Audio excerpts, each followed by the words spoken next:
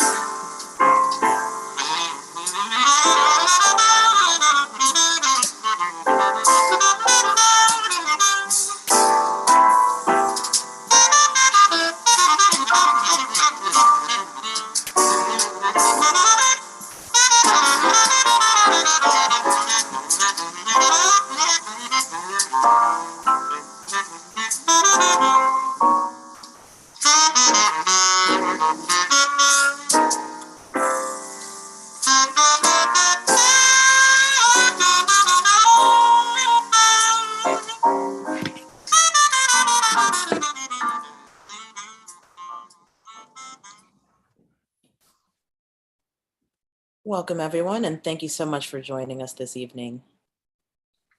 We're so excited to have CJ Gross discussing What's Your Zip Code Story? But first, for those of you who are brand new, we are Lost City Books, an independent bookstore in the heart of Adams Morgan, specializing in new, used, and rare books. Our new space, which we renovated at the beginning of 2020, generates engagement and enrichment from the surrounding community, inviting artists, activists, organizers, educators, and of course authors, many of whom are also reflected in our staff, from the area and the larger book-loving community to share their knowledge and skills. I'm your host, Shady Rose. I'm the events manager here at Lost City Books. We're very pleased to welcome CJ Gross. CJ Gross is a TEDx speaker, international organizational development consultant, and founder of Ascension Worldwide, a full-service, minority-owned consulting firm committed to helping clients achieve workplace inclusion, employee and client diversity. CJ has 20 years of experience working with Fortune 500 companies, local and national nonprofits, and government agencies. He also serves as a business management adjunct faculty for the Community College of Baltimore County and a diversity, equity, and inclusion master faculty for the University of Maryland, Baltimore County, Center for Innovation. CJ is a former mechanical designer with General Electric, an avid traveler, and adventure junkie living in Shrewsbury, Pennsylvania with his wife, Carrie Ann. Together, they have 3 children who are attending college. And without anything further, welcome, CJ. I'm so pleased to have you. Shady, how are you? Thank you for having me. Thank you.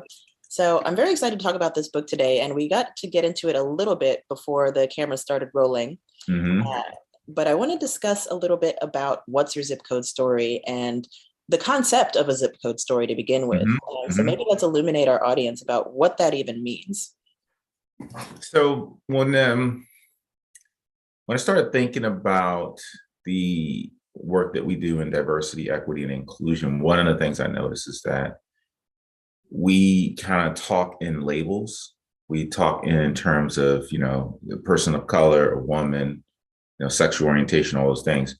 But I had a conversation with one of my late colleagues, and we were both African Americans, males, but I was thinking, we were having a conversation around our experiences growing up. And as we were talking, he was talking about being excluded as a person of color because he's older than me. I was like, oh man, he must have had it really hard. And he's also, or at the time, he was passed away, he was a part of the LGBTQ community.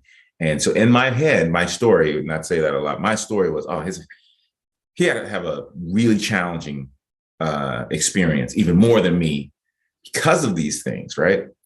But he was talking about being excluded from the country club. And I said, whoa, that's not my experience. I'm just trying to get into the parks and recreation, the why. And it was in that moment I realized that there are identities, like specifically like race and gender and sexual orientation, that do have impact. But the more and more I had discussions with my colleagues, I realized that this whole concept around class mattered. And when we say class, this leads to the zip code story. So obviously we're talking about where you grew up, right? So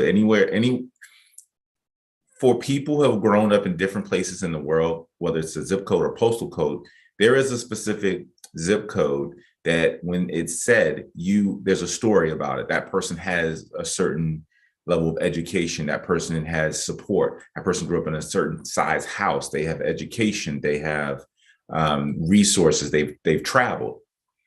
But what we don't consider is the story behind that zip code. So the zip code is about where you grew up. The zip code story is about how you grew up. It's about the sights and sounds outside of your door. It's about the conversations at the dinner table. It's about what's happening in your household, the social norms. We all know people who have grown up in very, trying experiences and situations, lack of resources and all those things. And they move through that and become really great at, whatever their goals are.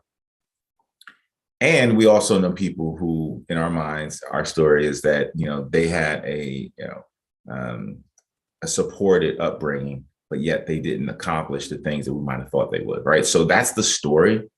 And the reason why that's important is because as we do the work of diversity, equity, and inclusion, we have a tendency to place people into these different classes or categories, right? And that's what the class part is.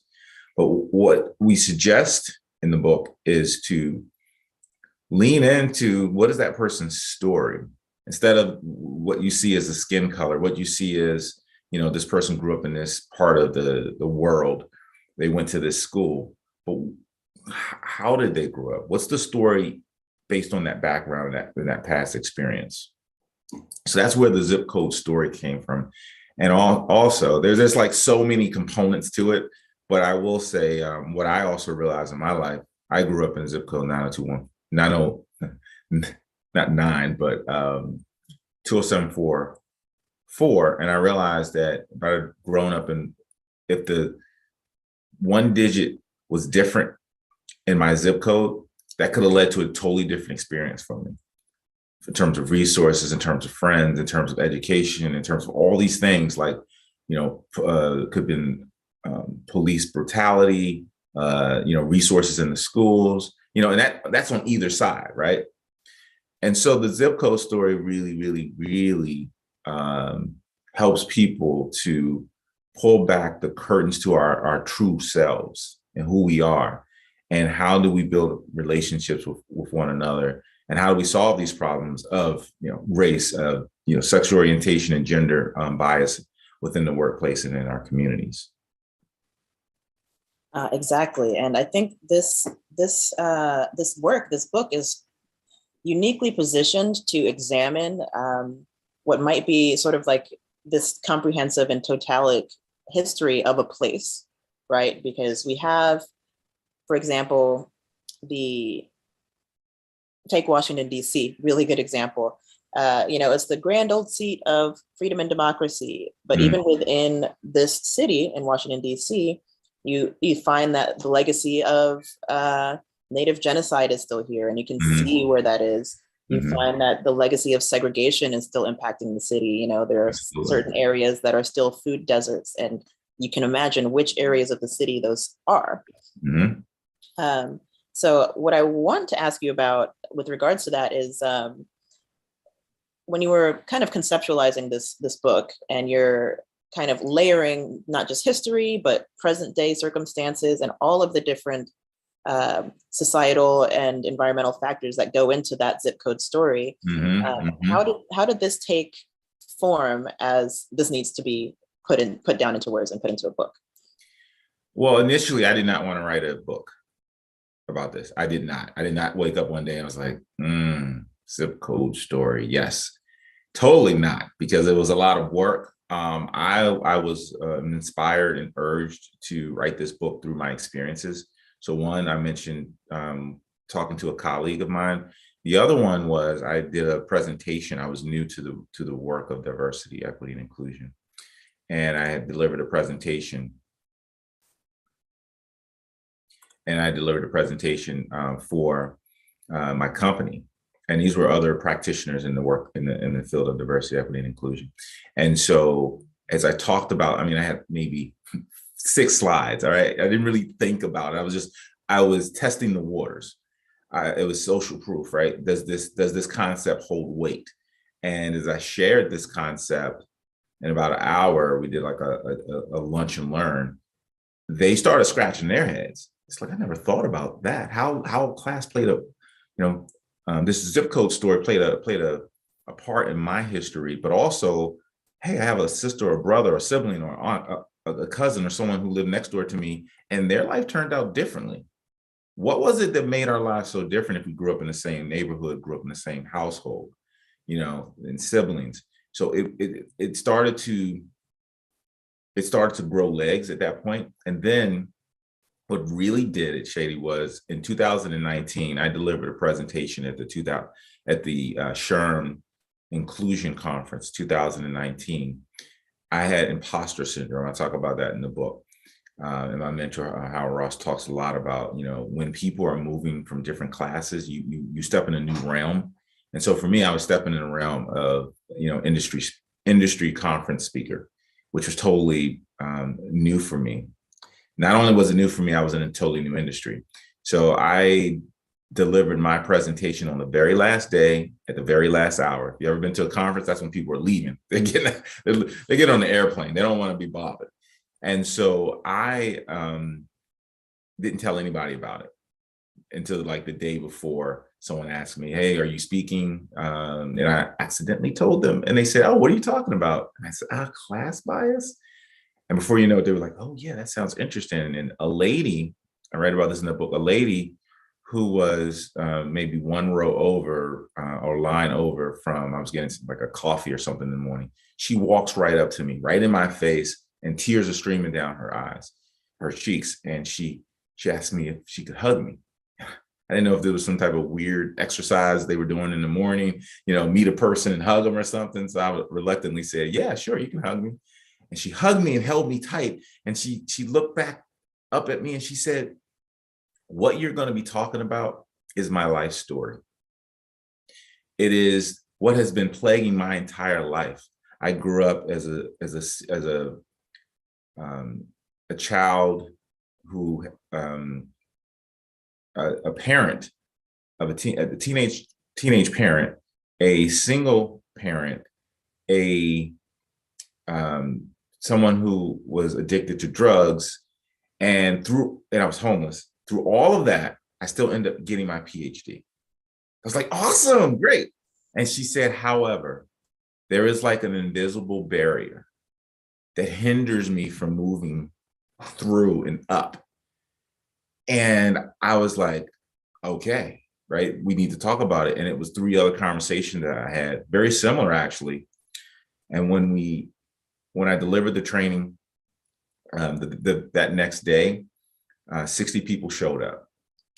And I was blown away at people's responses. People were weeping. People did not want to leave. The AV person had to pull the plug.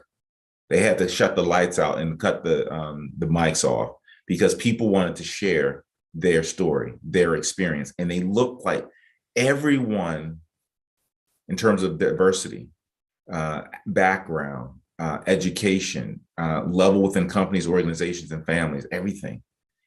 And it's right then and there, that's when I realized, okay, this is something. And I don't want to write it, but who else is seeing this? And so that's where it came from. That's where the motivation came from.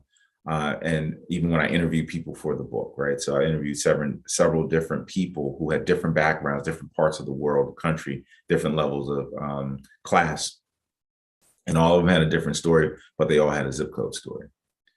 And that one component of their experience, that zip code story, it separated us and it also brought us together.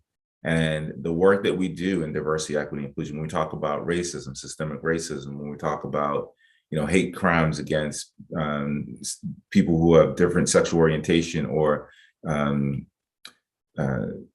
people who have different religions, I noticed that we are not really having a conversation about our backgrounds and what brings us together. We're only focusing on what's tearing us apart.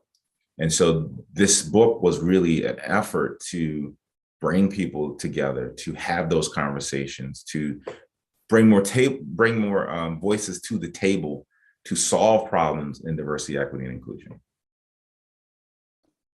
That story is so astounding to me. And also, it doesn't surprise me at all that that was such a cathartic experience to finally kind of connect those dots for some folks and share their experiences. So it must have been an amazing experience to be there. I wish I could be there too. It was amazing. And so that's the spark. That's the spark that lit the fire under What's Your Zip Code Story.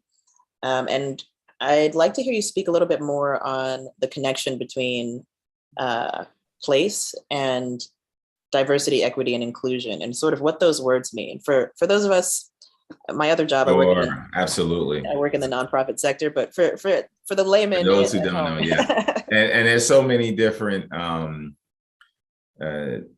terms in that conversation. So I'll just break down a couple of them. So when we say diversity, we mean people who have diversity in multiple aspects. There's 2D, 2 dimensions of diversity. There is the diversity that you were born with, which means that you have, you know, being a male, being a certain age, um, you know, certain aspects, heritage, race, you know, those things. Those are things that you're born with. And then there's the diversity that you can acquire. The diversity you can acquire. I'm sorry, you know, personality too. That's a big one that shows up in companies. The acquired diversity is the diversity of speaking a different language, having travel experiences, education, knowing different cultures. So those are the two components of diversity. Anything that makes us different, and I just mentioned those things in general, like age and all those things, all of that, it makes up and comprises diversity. So when we have a company who has predominantly, you know, like heterosexual white men of a certain age, the top of the organization, then we might say this is a homogeneous group, non-diverse group. So when we say diversity, we mean as many differences as possible. Now we get to the fun part. So we got differences, but now what we want is inclusion. And many teachers, you know, have been familiar with this for many years. Inclusion means that people who are all of all backgrounds are included. Now, this may mean in a business world, we talk about being included in business making opportunities, stretch assignments, leadership opportunities, resources, information. And we've heard this before, a seat at the table, right? People who are the marginalized groups want a seat at the table, but that's not good enough, right? So we got diversity, we're different. And then we have inclusion, I'm at the table. Well, what we also need is equity. And this is where this book focuses on. So equity allows us to access resources to grow, to capitalize on the education that we've received, to move up the corporate ladder, to have a better life in general. And those resources are varied. So it could include money as a resource, could include time, could include information. And in the book, I talk about the one, you know, it's like a superpower for equity. I call it the bridge to equity, which is mentorship. How do you learn to do anything with all of these resources? The greatest resources is the wisdom to utilize the information that you receive through education, through life experiences. All those things need to be codified in a specific direction. And so that's what the equity is. And the last one I'll say is belonging, because that's where a lot of companies are like, can we talk about belonging? And it's like, not quite yet. Belonging is the elusive feeling that people are trying to cultivate within their companies and their communities, which is a sense of feeling like you belong, right? So now we have diversity, we have inclusion. So you're there and you may be different. You're at the table, you're included, and maybe you have some resources to access, but do you feel comfortable sharing your ideas? Do you feel comfortable asking for resources? Do you feel comfortable you know, raising an idea or submitting your idea to in a corporate setting, or maybe it's a political arena? And so those concepts are the main concepts of diversity, equity, and inclusion. And some have accessibility, some have justice in as well. And so those are the concepts that we talk about when we say DEI or DEIA. Perfect. That's such a great explanation. And as you describe this, I'm envisioning sort of the book, What's Your Zip Code Story, as a non-person mentor in its own way. So you spoke on mentorship. And I think that for both individuals and also people in leadership positions who need this information and need a place to start, or just need an insight to really understand what these words mean and what these issues mean and how they affect people, What's Your Zip Code Story is like an incredible place to start. Which brings me to, speaking of the people, the research that went into this seems like, and you can confirm or deny, it seems like an astronomical amount of interviews and Mhm. fact checking and data Mhm. analysis. Mhm. So Mhm. can you tell me a little bit first about the interviews that you mentioned that you've done with the story, with the book? Sure. So when I sat back and I thought about it, I was thinking about my story, right? My experience and how I grew up and where I grew up and all those other things. But then I was thinking to myself, what about other people's story, right? Like how can I be inclusive to a story? Because I didn't want this book to just be about an African American man's heterosexual African American man and this from the suburbs, just his story, right? That's okay. That's okay. But what about the story of an immigrant that came from Russia, right? That is now, living in the inner city. What is that experience like? Or a woman who came from Ghana, who grew up in London, though, right? Twist, right? Grew up in London and talked about being part of the majority versus the minority, which is what we're used to hearing, right? What about the person who grew up Appalachian, depending on where you're from, and grew up as a part of that community and may, from some people who would read the book, sit on a different side of the table in terms of politics. What about that person's story? So my thought was, let's learn about the stories of different people and see the intersectionality of our lives. I had one guy who I was having a conversation with who grew up in Baltimore and who is, he went to he was Morgan and then ultimately went to Harvard Law School. And understanding his zip code story was just mind blowing because he said, I grew up in a household where I'm a third, fourth generation college graduate. That again, you see this person walking down the street and you're working in the community, we have a tendency to judge, even as people of color, like it doesn't matter if it's if you are a part of the system that's helping or part of the system that's hurting, we still have stories that we create and we put people in those situations, people, places, and things. I had someone who supported the book, Dr. Janetta Cole, and she said, people see me, and initially when she was younger, and say, "Oh, it must have been tough growing up in the South and segregated South." She says it was, but not as much as you think. Being the granddaughter of the first Black millionaire in the state of Florida, this is why the zip code story is important. Because yes, we do have people who are in marginalized communities that have had those sufferings and struggles, and we want to be aware of that. And we have people who don't look like they had, they put themselves in different positions with a lot of help and support. I want to say that with a lot of help and support, they put themselves in positions. And if we're not acutely aware that there is a story behind the lens and what the skin color and all the things that we see, then we're losing the opportunity to build connection. And when we want to solve problems around racism, we want to solve problems around exclusion of gender and pay equity for gender pay equity and all of the different challenges that we have in our communities and our organizations and our school systems, like the shootings that are going on. I would challenge someone before they put a label on someone, even if they've done a heinous crime. Before they put a label on someone, understand their zip code story. Put yourself in their shoes, walk in their shoes, and see if you wouldn't see a different person. And that's hard to do when we've had historic and systematic oppression, or when we've had,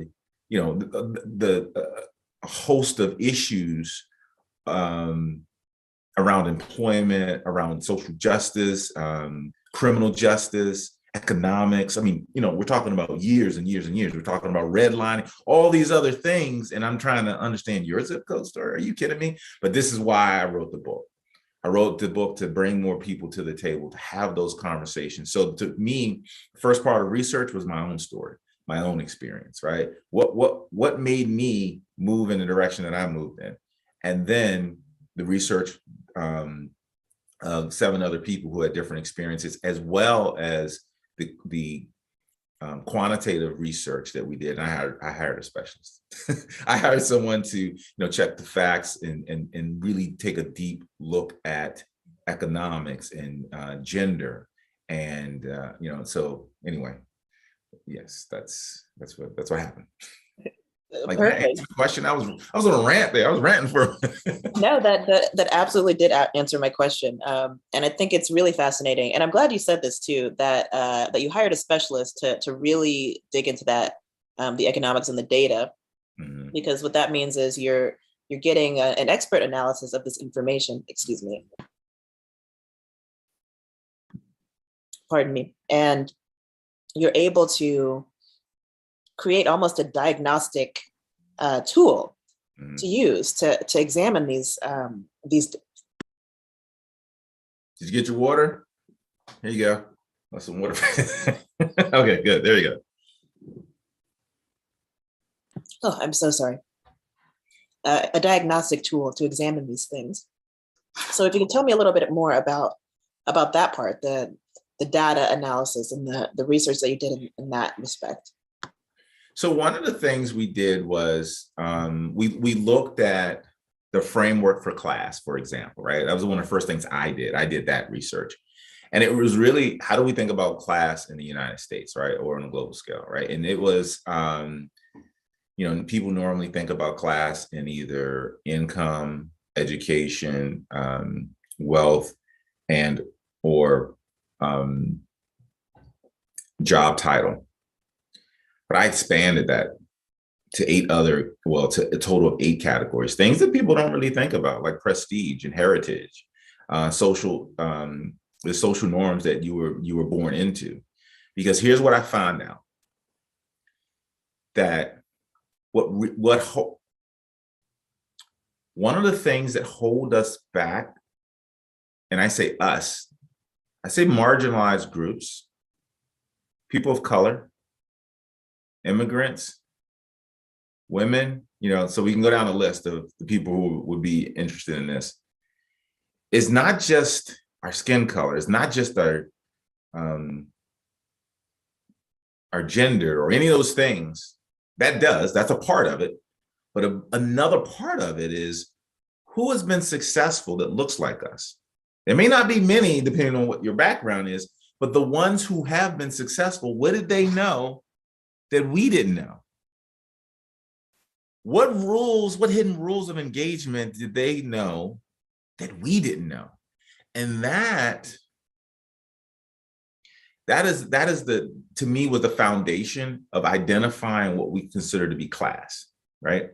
And then you want to step further. So there's research on the brain science. When we talk about class, I expanded that to classification, because I wanted people to get away from the terminology that we normally use in the field, like diversity, equity, inclusion, bias. Like, no one wants to be biased, but we all have blind spots. So when we say class, we just think about social status, but I wanted to expand that. And so there's a book called Thinking Fast and Slow by Daniel Kahneman. He's a Nobel Prize winner, and he focuses on brain science. He says we have 2 systems in the brain. We have the fast brain, which is system 1. And this is where all of our knee-jerk reactions, our biases, or stories about others based on their makeup show up. And so the brain, without our intention or awareness, starts to classify people, places, and things based on the zip code story. So when I'm talking to someone and they have a suit on, my brain says, okay, this person is less threatening because they're dressed professionally. And if you're a person of color, you may have to do some extra things, but still you're categorized in as less of a threat. A person with less facial hair, all of this is based on research. This is why you see in cells, people don't have facial hair.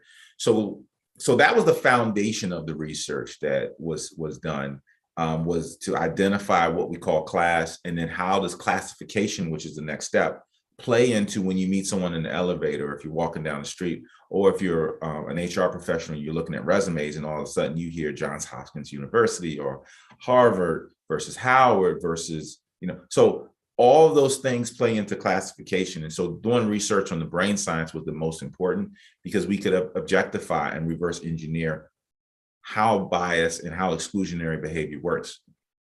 And so we've also done research in economics of women, looking at redlining. We're looking at research for people who are coming out of college. And this is really important. And this goes to the class migrant.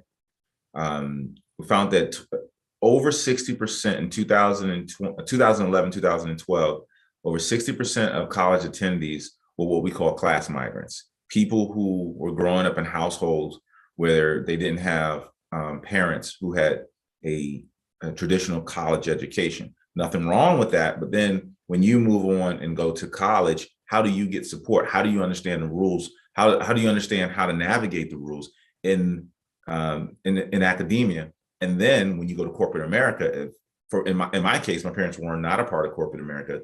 They could not give me the guidance that I needed in order to navigate that. And that's when I had to reach out to find mentorship.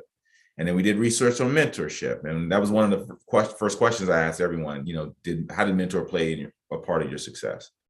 And there was always an answer there, right? So we did we did tons of research, qualitative and quantitative in that area.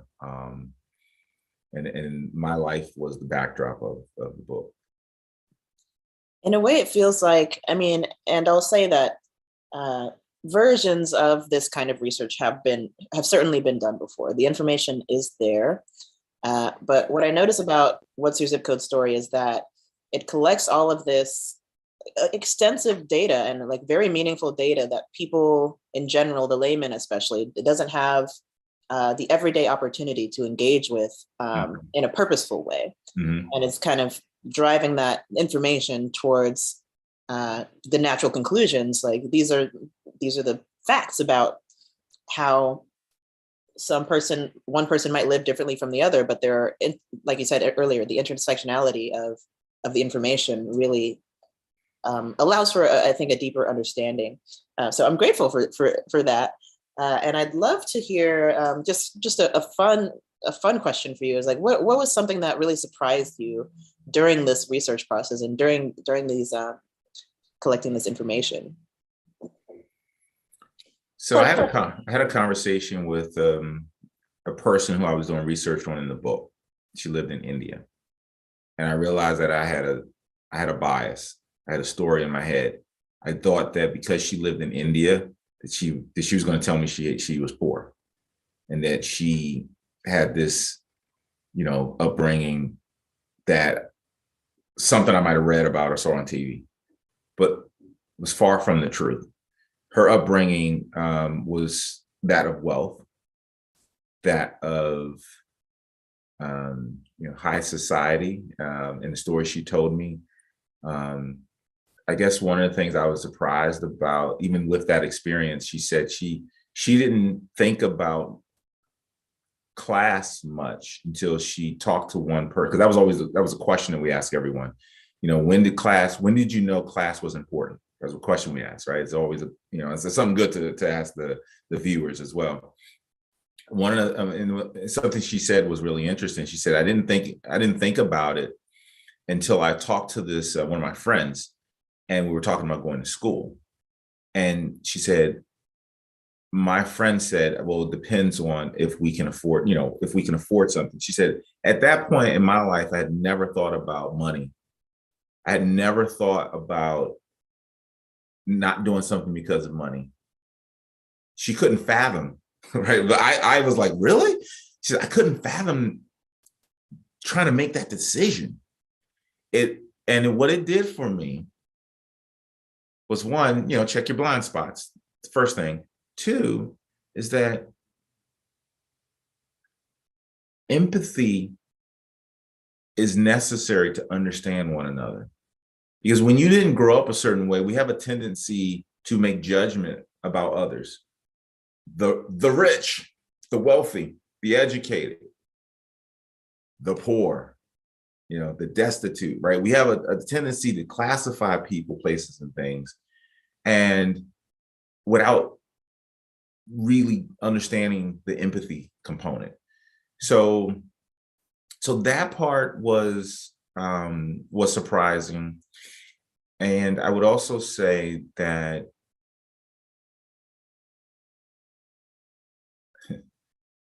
I mean, this is really what the book is about, but also the research that we did in class was that, it's not really talked about. But yet, that was in 2000, the data I gave you earlier was in 2011, 2012, 60% of college attendees are class migrants. Those individuals are now in the workplace. They are now in the market. And if they're in the market and companies are not talking about class bias, what are we doing? And this, now that was really shocking and surprising that no one else was, focusing on it with those numbers. And it then made sense that we have less people of color or women or certain marginalized groups at the C-suite level of organizations. It made sense. So really, it was like the breadcrumbs to answer these challenges that plague our community. Absolutely. And when you mentioned that just now, that class is rarely even acknowledged in the larger conversation, it occurs to me too how uninformed people are about class disparity at all, right? There's not a lot of information that's kind of commonly engaged with about how rich it really, I'm so sorry. That's How okay. how rich the rich really are, for example, or how poor the poor really are. Oh, yes. So there's some data out there that represent there's a couple of sets of data, but one is that 10% of the population will make 90% of the income. But if we're not exposed to them, we think that a lot of people are kind of living, the same way. And so that's part of the reason why I wanted to write the book. But the other part was, and I think this may get me in trouble sometimes. When I was writing the book, I was like, how am I going to answer this question? Because at this point, conversation around racism is important. Conversation around structural racism, it is even more important. However, and if we want to move the needle, so what I'm saying it does not dissolve or resolve structural racism or racism, but it moves the needle in a way that the conversation around racism does not. Okay. So what I mean, some people might be leaning in and saying, okay, tell me more about this, right? Yes, right. So we know based on not even based on research, we know there are people who are wealthy who are people of color. We know that there are multi-generational people who come from wealth that are people of color. Not a lot, and maybe not people but there are this. They have this experience. And if this is the truth, how is it true? It's because they were able to move into a realm and into a conversation, into an experience that they had to learn the rules, and then they passed those rules down to their offspring. Mm-hmm. And those offspring passed it down to their offspring. And this is how the wealthy stay wealthy. It's not just because of race. It's not just because of gender, because if it was, I have a client that, it's a large client, it's a government client, so I won't say the name, but they had $200 million worth of lawsuits for harassment against women. So what did they do? They put a woman in command of the entire department. And you know what? Same problems. Someone would think that, oh, they put a woman in charge, so they shouldn't have these problems anymore. And this is the part where we need to really lean into the zip code story, understand what are the social norms that showed up for her that made her want to, or unconsciously she perpetuated the same thing. So when we think about, class and what that is, if we're not careful, we can continue to have, I'm just going to say for race, for one aspect, we continue just to have the conversation around race, and we continue to have the conversation around equity. We're not putting the puzzle pieces together and realizing, okay, so I get equity, that's one part of it. Yes, great. But how do I establish myself to move the needle so that it's not, that's not the end of the journey? How do I pass this down to my family members? Like, how do I pass down wealth, right? How do I even talk about wealth? Wealth is talked about at the dinner table in wealthy families, right? And if you go in environments where people who have had multi-generational public receiving public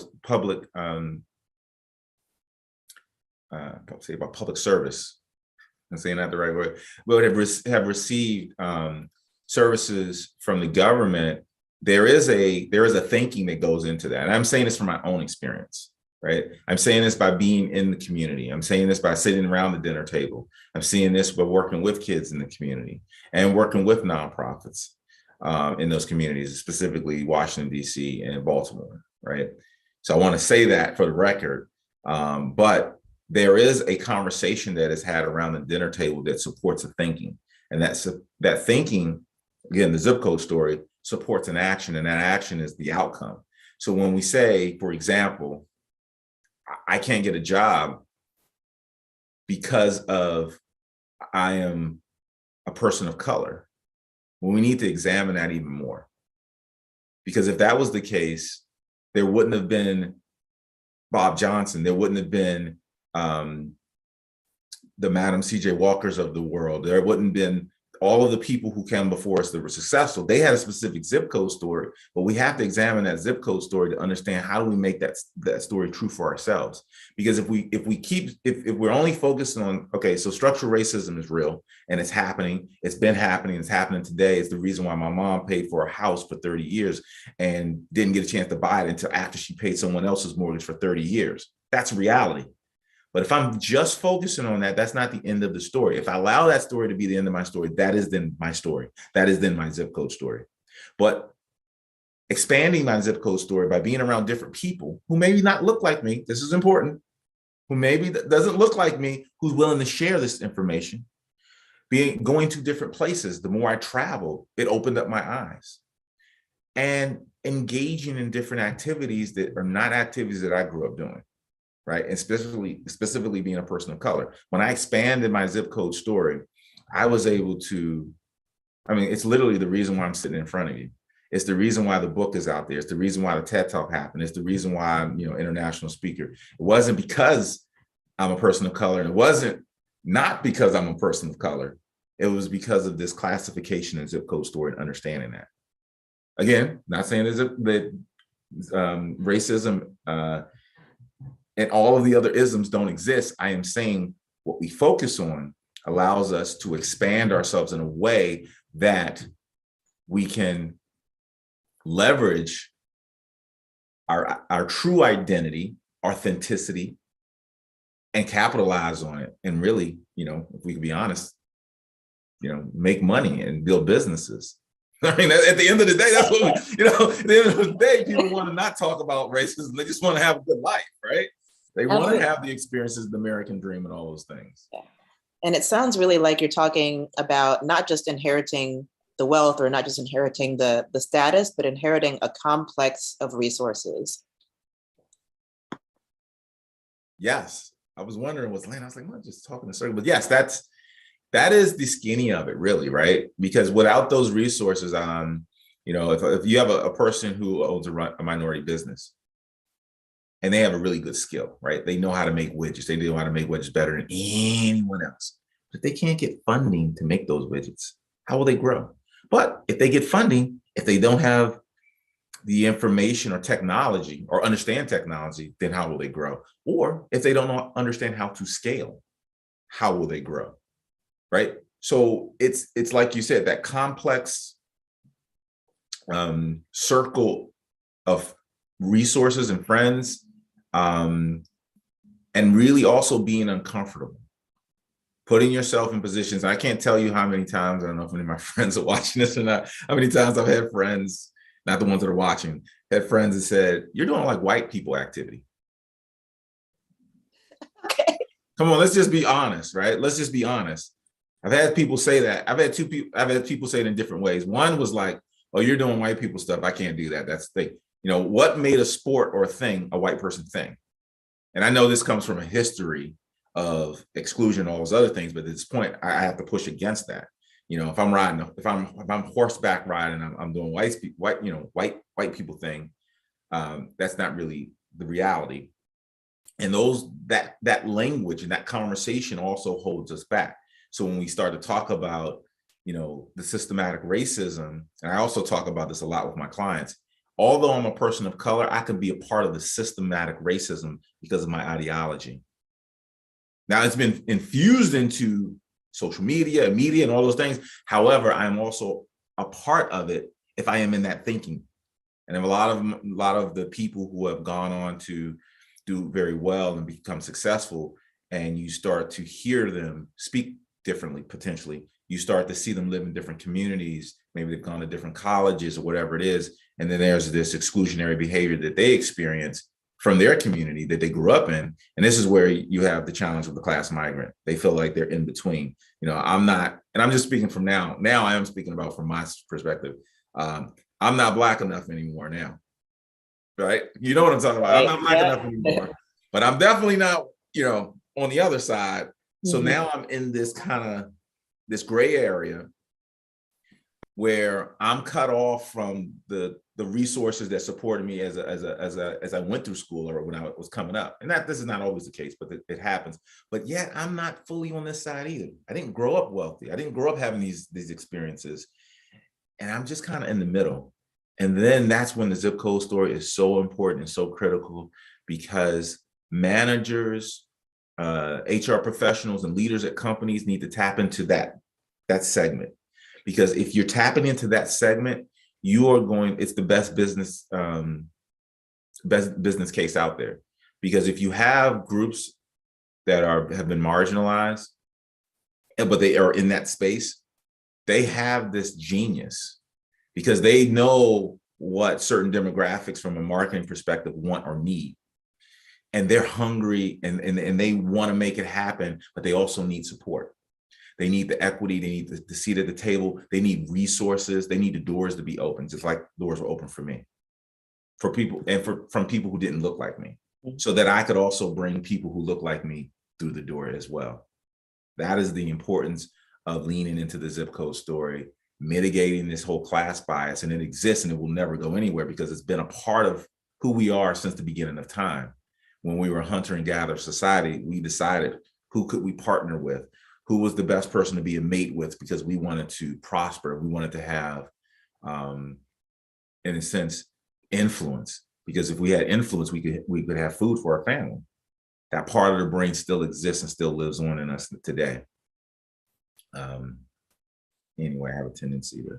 No, that was perfect. I'll take the opportunity now to let our viewers know, if you have a question for CJ, go ahead and leave it as a comment below the YouTube video that you're watching right now. I see that we have a good number of viewers, so go ahead and drop your question in. And in the meantime, my question for you is, who is the ideal person or organization that What's Your Zip Code Story is meant for? Who would you say, the ideal, or maybe it's a collection of types? Ooh, that's the thing when people kept saying that the publisher was like, who's this book for? And I was like, so hard, because everyone has a zip code story and everyone has a blind spot because of their zip code story. So I have many organizations I work with. I have the, typical corporate companies that I work with. They're trying to figure out how to get diversity in the door, how to make people feel, a sense of belonging. I love to work with them because, again, speaking the language is important, understanding the social norms, and not focusing on blame, shame, or guilt, although I could, but how's that going to solve anything? So I love to engage with those type of companies, but I also love to engage with the nonprofit organizations, right? And it's extremely important because we have this new problem in the work of the diversity work. Like, are you woke enough, right? And if you make a mistake, there's little forgiveness. There's little forgiveness, and understanding the zip code story can help people understand it. I worked with a land conservation organization, and we had this conversation around one of the biases are people who don't drive Priuses, right? Who don't drive electric cars. No, seriously, right? And it was like, okay, so where's the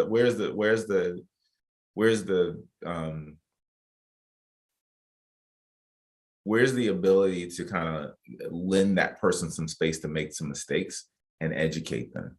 And it's the same thing on every side of the conversation, whether we're talking about those who have money, those who don't, those are people of color, those are not, those are immigrants, those are not, those who English is a second language, gender, you name it, people are like them and us.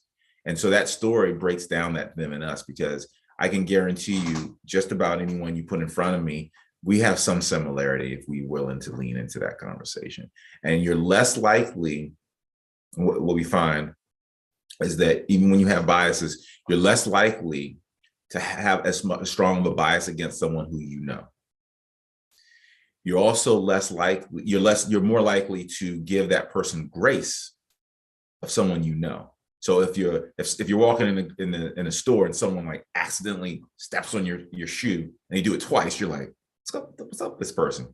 But if your friend does it, it's like, hey man, come on now, you know me. So it's that similarity, it's that connection that we have with people. And if in the corporate in the corporate world, in politics especially, when we lean across the aisle, like I'm going to say from politics, when we lean across the aisle and have a conversation, say, what's your upbringing?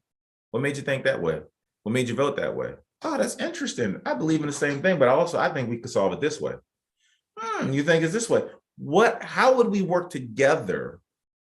And that is the power.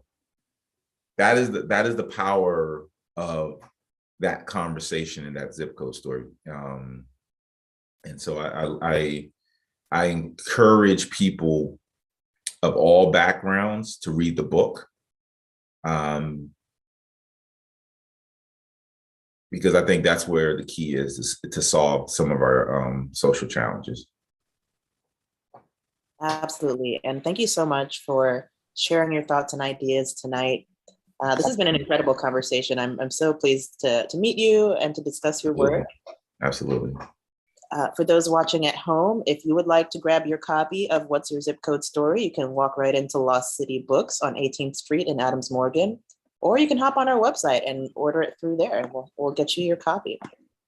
In the meantime, Mr. Gross, if you would let us know, where can we keep up with you and find out when you're speaking next? If you have a website, anything like that?